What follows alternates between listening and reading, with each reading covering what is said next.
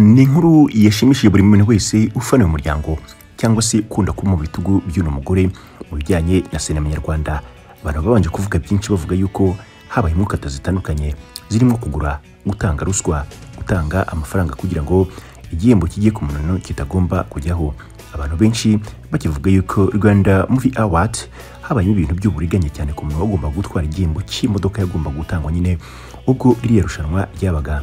Nyuma yuko bumvise witwa Bahavu ari we wegukanye iyi modoka, havuzwe byinshi. Abavugaga yuko umusore witwa Mitsotso ari we muntu wagaragaye ku mihanda yuko akunzwe n'abantu benshi, abandi bati ntibamenya, abandi bati ni Kiramani. Bagiye bavuga byinshi bitandukanye ku bijyanye n'iki gihembo, yewe biza no kunanirana nyuma yuko gitsindiwe ariko nticyashyikirizwa ugomba kuyifata. Kera kabaye rero Bahavu aciye impaka, igicuku kinihira neza nibwo uyu mugore yahawe ku ntaki, ayinjiramo arayinyeganyeza, ibintu bigenda neza. Bahavu imodoka arayihawe. Reka turebe uko byagenze. Hari saa 4 z'ijoro nibwo Bahavu yakirijwe imodoka yatsindiye mu irushanwa rya Rwanda International Movie Awards. Yari amaze ukwezi kose aburana kugeza ubwo akoze ikiganiro anasaba abantu batandukanye kumukorera ubuvugizi kugira ngo iki kinyabiziga yari yatsindiye agihabwe.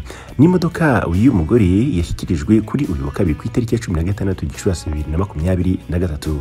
Uti byari bimeze bite? Byari biteganyijwe yuko kuri uyu munsi yitabira isinywa ry'amasezerano. Icyakora yahageze abanza kwanga kubera yuko hari ibyo atumvikanyeho n'abari kuyimuha. Biba ngombwa yuko amasezerano asubirwamo bonde bushya.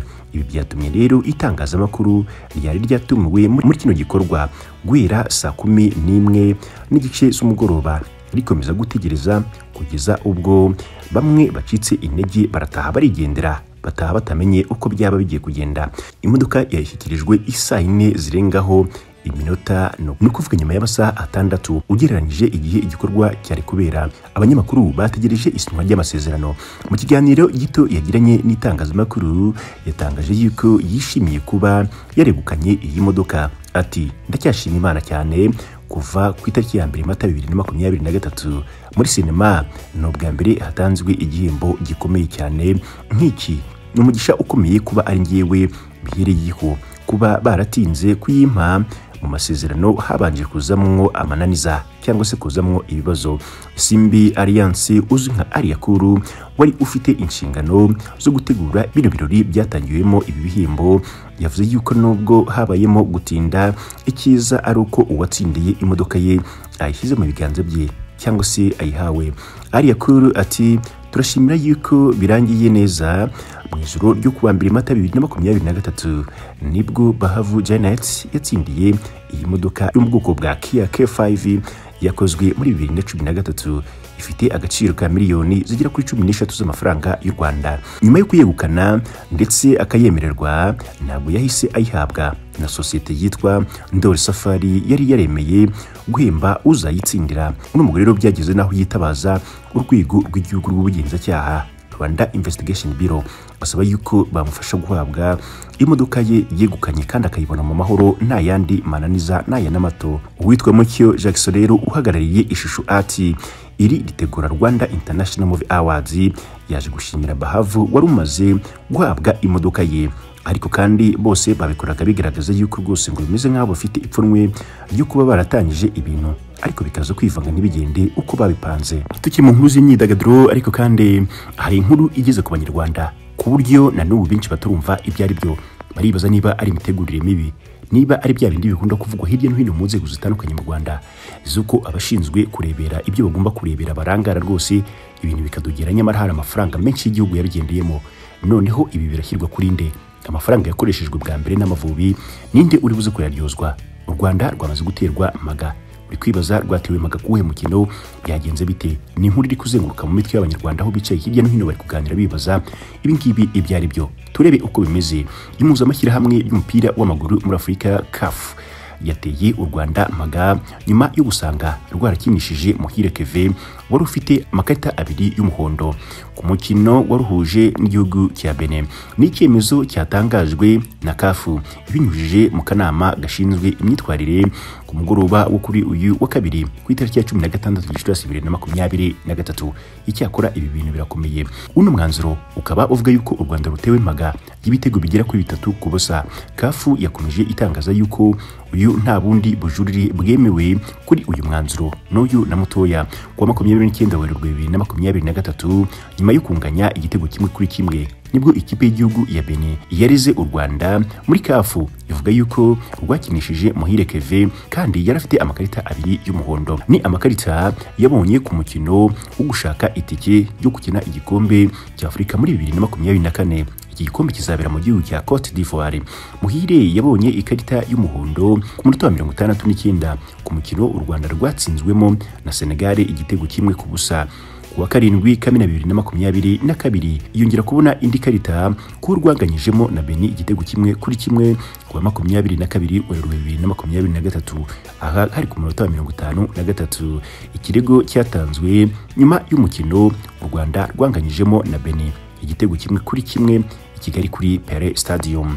Nyuma yo kwakira ikirego ku itariki ya 10 Mata 2023, CAF yandikiye u Rwanda inaruhanyira ntarengwa y'iminsi 7 yo kuba rwatanze ibisobanuro ku kuba rwarakinishije Muhire Kevin kandi afite amakarita abiri y'umuhondo.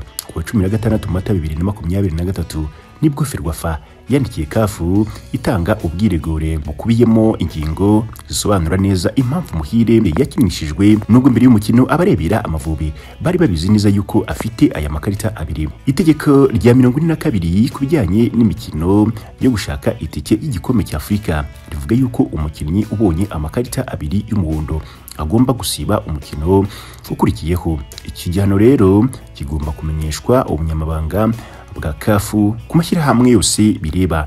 Ingingo ya 12 yo ikaba ivuga yuko ikipe yemereye umukinnyi uhagaritswe gukina igomba gutakaza umukino ku bitego bigera kuri 3 byose, ari nabyo bihise bigwa mu bitugu by'u Rwanda. Iki kibazo rero cyanatumye abasifuzi bayoboye uyu mukino barangajwe imbere na Joshua Bondo bahagarikwa rwose nabo urumva byabigizeho ingaruka.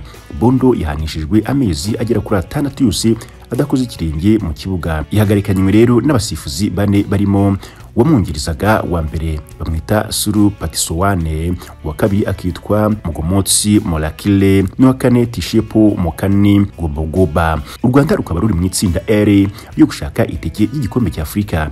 Mbere yo guterwa amaga rwari urwa gatatu n'amanota yarwo agera kuri 3.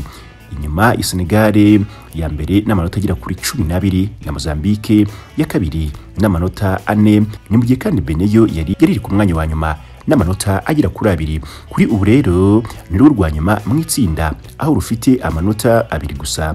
Ni mu gihe Benin yahise izamuka ku mwanya wa gatatu n'amanota agera kuri 4.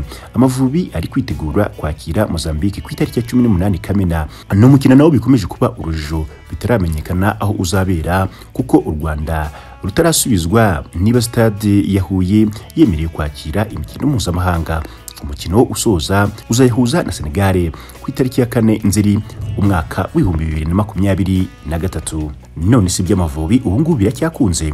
Icyizere cyari gikeya ugendeye ku kujegajega kw'Amavubi kutagaragaza niba bafite ba rutahizamu bashobora kubona ibitego byatanga umusaruro wo gukomeza mu itsinda.